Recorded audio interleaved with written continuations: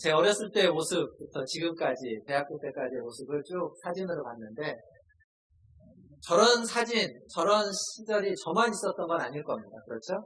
우리가 다 어렸을 때가 있고 그리고 초등학교 다니는 시절, 청소년 시절, 청년 시절을 거쳐서 장년과 또 노년 시절까지 이렇게 왔습니다. 그 얘기는 뭐냐면 우리는 다 어려서부터 지금까지 다 커왔다는 겁니다. 성장했다고 하죠. 한 사람은 그냥 지금의 이 모습으로 딱 떨어진 게 아니라 자라왔습니다. 커왔습니다. 성장했습니다. 몸이 자라왔고 마음이 자라왔고 영혼이 자라왔습니다. 한 사람의 인생만 자란 것이 아니라 교회도 마찬가지입니다. 사회도 그렇고 이전과 지금은 다릅니다. 자라와야 하는 거예요. 만약에 어렸을 때 제 모습, 초등학교 제 모습이 지금까지 유지되고 있다면 그건 건강한 게 아닙니다. 뭔가 문제가 있는 거죠. 병이 있는 겁니다. 그러니까 자라나는 게 정상적인 겁니다. 교회도 하나님께서 교회를 만드실 때에는 교회가 자라나게끔 성장하게끔 했습니다.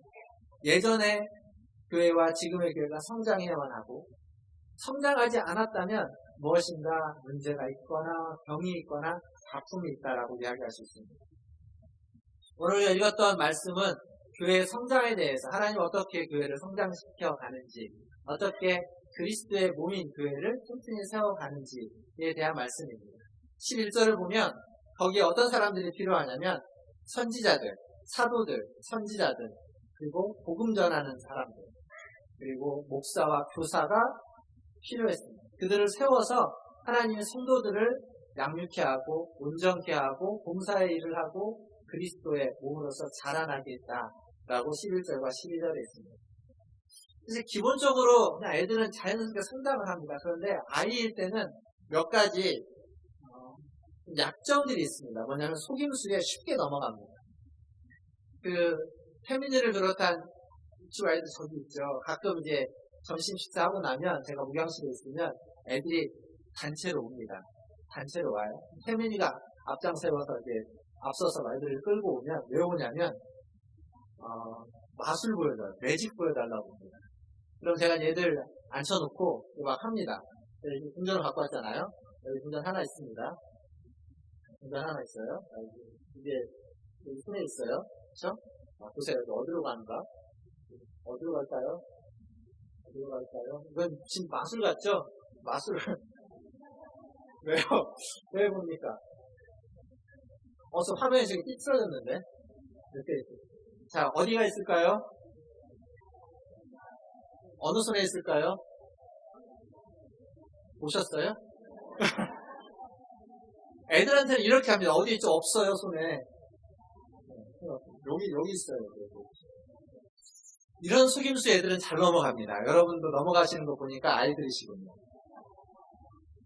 그러니까 애들은 속임수에 잘 넘어갑니다. 근데 속임수에만 잘 넘어가는 것이 아니라 애들은 어려움이 있으면 유혹에도 쉽게 넘어갑니다. 애들 데리고 장난감 가게 가보세요. 그러면 타달라고 애들이 막 때를 쓰죠. 타달라고 때를 쓰면 쉽게 그 유혹에 참 어렵습니다. 그러니까 애들은 속임수에도 잘 넘어가고 유혹에도 막 흔들립니다. 요즘은 애들만 그런 것이 아니라 우리 큰 애들, 태민이랑 저기 누구냐 하진이는 자리에 가서 앉아주세요. 애들이 이렇게 돌아다니기도 하시죠.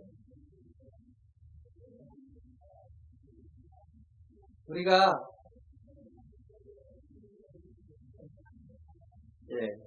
여기 앞에 봐주시고요. 아이들을 키울 때는 그래서 아이들 키울 때는 뭔가 한 가지의 방법으로 한 가지의 모습으로 키울 수는 없습니다. 아이들은 아주 다양하기 때문에 다양한 방법, 다양한 모습 그리고 다양한 사람들이 아이를 키울 때는 필요합니다. 부모님들은 좀 엄격합니다. 지금 이제 이 엄마 아빠한테 오는데 엄마 아빠들은 좀 엄격한 면이 있습니다. 아이들을 키우는 데 있어서. 앞에 보시고. 근데 할머니 할아버지는 어떨까요? 너그럽죠.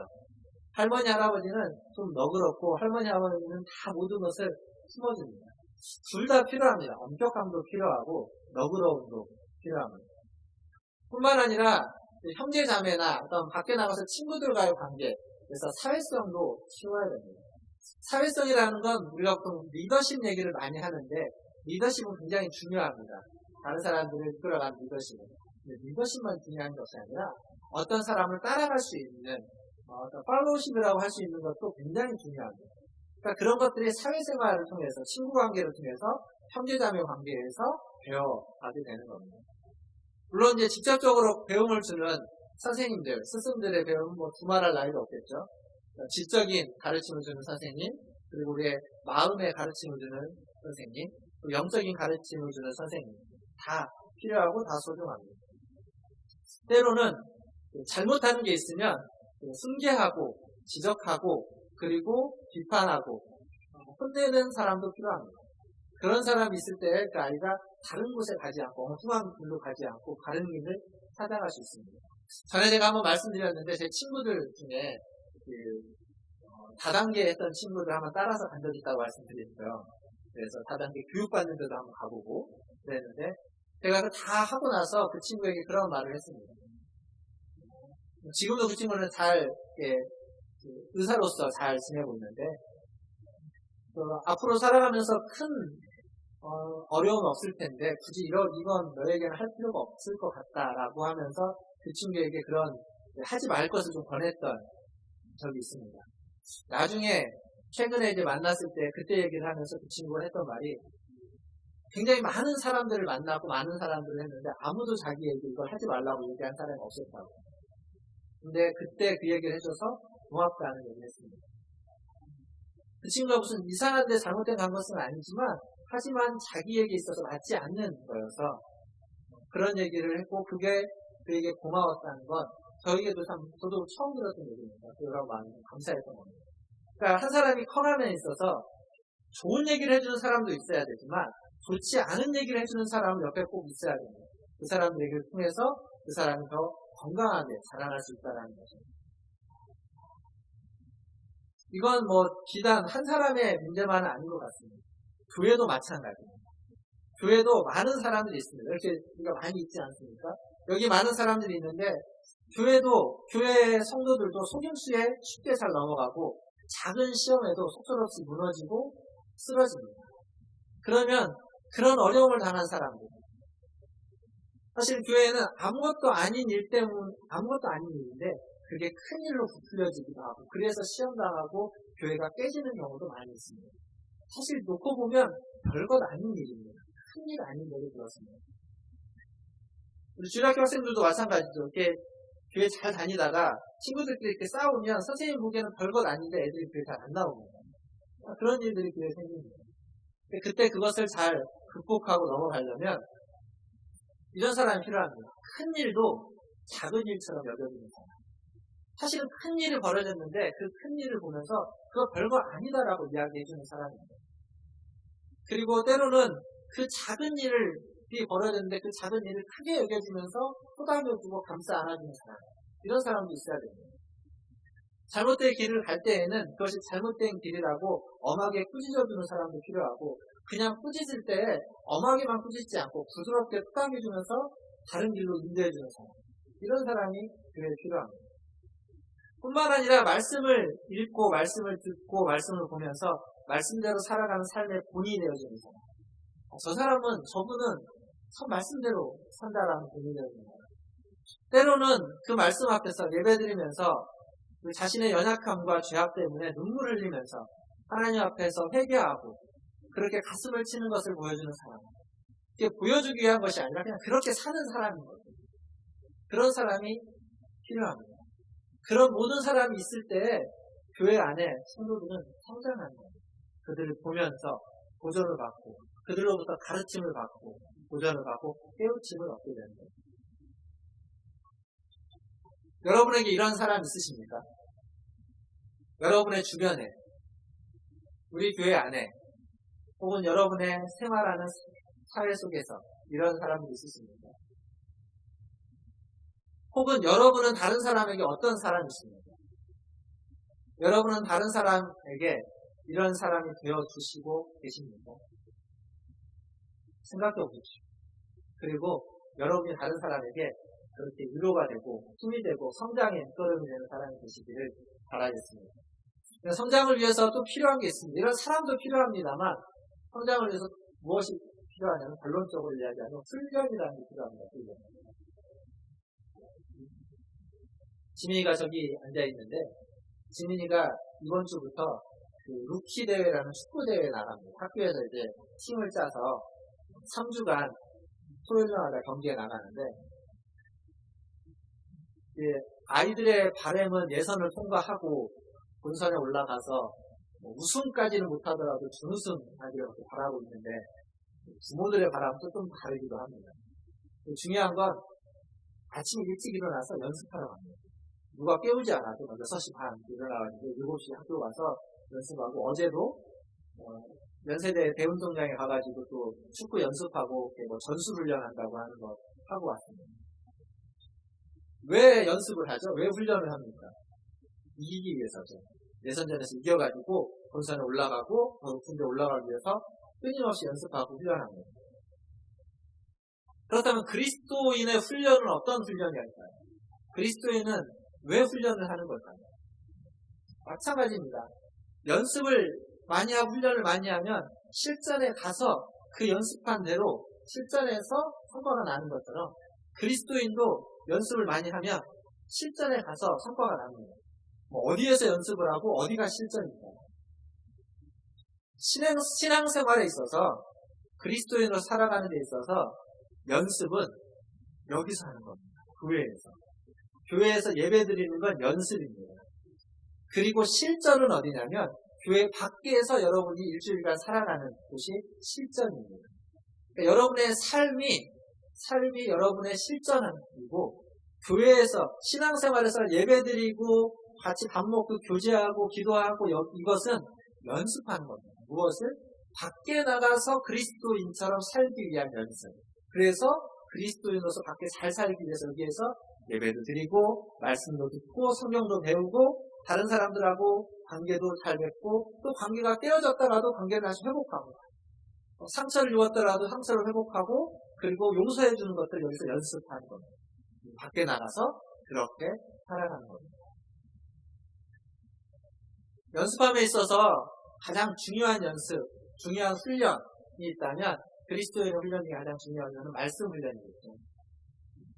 우리 주일학교 지난번에 그 중고등부 청년부 연합수련회 갔을 때 보니까 그 수련회 이제 브로셔 이렇게 만들어가지고 핸드북 만들었는데 거기 뒤에 보니까 그 오랜만에 보는 밥 먹기 위해서 암송하는 구절들이 있더라고요. 밥 먹기 전에 꼭 그것을 암송해야만 하는 그런 말씀 구절들이 있었습니다.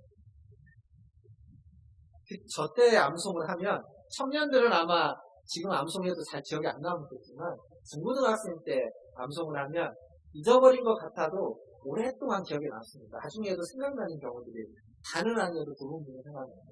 말씀을 암송하는 건 주일학교에서 할 수 있는 가장 좋은 교육 중에 하나입니다.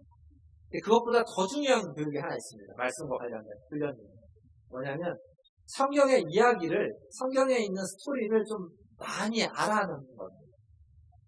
우리 어른들은 성경에 있는 얘기를 하면은 무슨 얘기인지 대부분 다 아시잖아요. 성경에 있는 이야기를 하도 많이 들었기 때문에 말씀을 많이 봐서 이 얘기는 뭐 어디에서 있었던 얘기고 대충 어떤 이야기인지 아는데 안타깝게도 주일학교를 지나왔는데 그걸 잘 모르는 사람들이 종종 있습니다. 유초등부 다니고 중고등부 다니고 청년이 됐는데 성경에 있는 얘기를 잘 몰라요. 잘 모르면 배우면 되기는 하는데 아쉬운 게 뭐냐면 그 성경에 있는 얘기가 가지고 있는 풍부하고 깊은 의미와 은혜를 그 감동을 느낄 수가 없습니다. 스토리를 모르는 거예요. 성경에 있는 스토리를 알면 뭔가 그 스토리 안에서 주고 있는 그 은혜와 감동이 더 많이 깊이 있게 다가오는데 스토리를 모르면 잘 모릅니다. 그래서 말씀 훈련에서 중요한 건 암송하고 그리고 성경에 있는 이야기를 많이 알 수 있도록 그렇게 주일학교에서 좀 그렇게 교육을 해주면 훨씬 더 좋을 것 같습니다. 그러면 우리 어른들은 어떨까요? 주일학교에서는 그렇게 교육을 했다면 성인이 되어서 말씀 훈련은 스토리를 알고 있다면 그 스토리를 더 통해서 은혜 받고 감동을 받는 것에서 머무를 게 아니라 앞에 제가 말씀드렸죠. 훈련은 실전을 위해서라. 실제 삶에서 그 말씀대로 살아가기 위한 연습을 하는 겁니다. 그게 어른들의 몫입니다. 말씀을 알고 말씀을 배우고 말씀을 들었습니다. 근데 그것으로 끝나면 안 되고 그 말씀을 실제 삶에서 가서 제대로 살아내기 위해서 훈련하는 겁니다. 말씀에서 용납하고 용서하고 품어주라고 했으면 용납하고 용서하고 품어주는 것을 여기에서 같이 하는 겁니다. 서로 배려하고 배려하고 다투지 않는 연습을 여기에서 하는 겁니다. 그리고 밖에 나가서 사람들과 만났을 때에도 동일하게 그렇게 하는 거죠.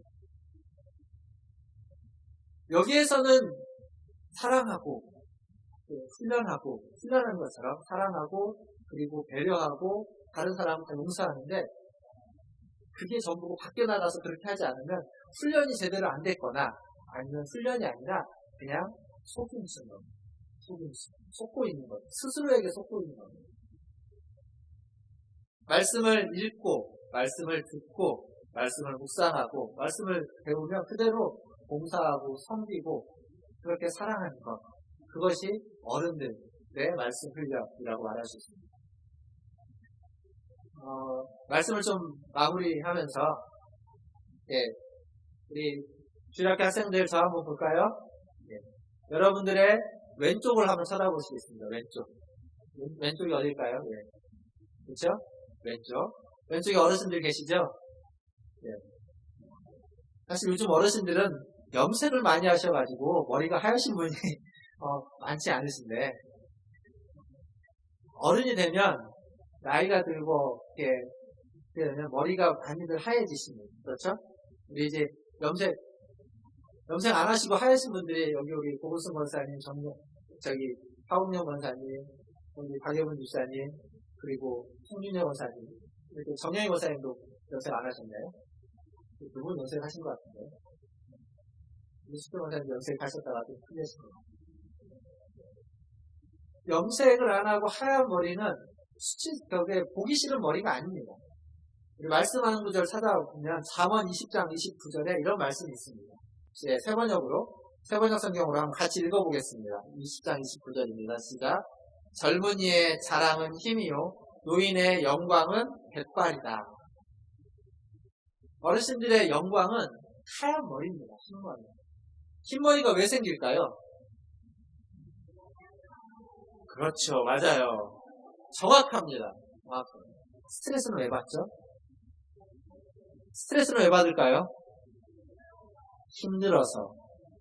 고민이 많다는 거죠. 살아가면서 어렵고 힘들고 고민하다 보면 머리가 조금씩 하얘지고, 물론 이제 더 빨리 하얘지시는 분이 있고 좀 더 늦게 하얘지시는 분들이 있지만 대부분 한 40대, 50대 때쯤 머리가 되는 건 인생의 고단함의 결과입니다. 그만큼 열심히 살아왔다라는 증표이기도 합니다. 그리고 그 시간들이 사람들을 만나고 부딪히고 무엇인가 일을 하면서 고민하고 생각하고 그랬던 것들이 나타나는 겁니다. 그리고 그 과정들이 다 여러분이 성장해왔던, 여러분이 자라왔던 시간들입니다. 물론 아직도 우리는 부족합니다. 아직도 우리는 아무리 어른이어도 완전하지 않고 완벽하지 않고 부족한 게 있습니다. 아직도 더 성장해야 되는 영역이 있습니다. 끝까지 다 성장하지 못하고 우리는 생을 마감할 수도 있습니다. 그러나 하얀 머리는, 백발은 그동안 수고해왔다라는 열매입니다. 그래서 그것은 숨길 필요가 없는 자랑스러운 것들입니다. 그리고 그 모습은 우리 젊은 사람, 어린아이들이 볼 때 존경해야 되는 모습 중에 하나라고 생각합니다. 물론 우리 학생들은 아직도 기회가 많죠. 우리 학생들은 아직도 많은 시간이 있고 또 많은 사람을 더 만날 것이고 그에게는 많은 고민이 있을 것이고 또 많은 어려움들과 스트레스를 받게 될 겁니다. 그러나 그 과정이 다 성장해가는, 자라나가는, 몸을 튼튼히 해가는 과정이라는 사실입니다. 그렇기에 그 과정은 아름다운 과정이고 그 과정은 영광스러운 과정이고 그래서 나중에 쟤네들도 여러분 나이가 되면 머리가 하얘질 겁니다. 그 수고와 영광을 몸의 흔적으로 갖게 되는 겁니다. 오늘 이 세대가 함께하는 예배에 오셔서 우리 어린 아이들부터 우리 어르신들까지 함께 보이는 우리에게 그러한 우리의 몸을 튼튼히 하는, 근데 우리의 몸을 튼튼히 한다는 건 교회를 튼튼히 한다는 겁니다. 왜냐하면 내가 교회이고 교회가 나입니다. 나라는 한 사람이 모여가지고 교회라는 것이 되기도 하지만 교회는 공동체이기도 하지만 동시에 교회는 개인이기도 합니다. 여러분이 교회입니다. 여러분 한 사람 한 사람이 문화촌 제일교회입니다. 그리고 문화촌 제일교회가 바로 여러분 한 사람 한 사람입니다. 그래서 나의 몸을 튼튼히 한다는 것, 나의 몸을 성장시켜 간다는 것, 그것은 교회를 튼튼히 하는 것이고 교회를 성장시켜 가는 것이라고 저는 생각합니다. 그러한 은혜가 문화촌 제일교회 안에 있기를 주님의 이름으로 축원합니다. 기도하겠습니다.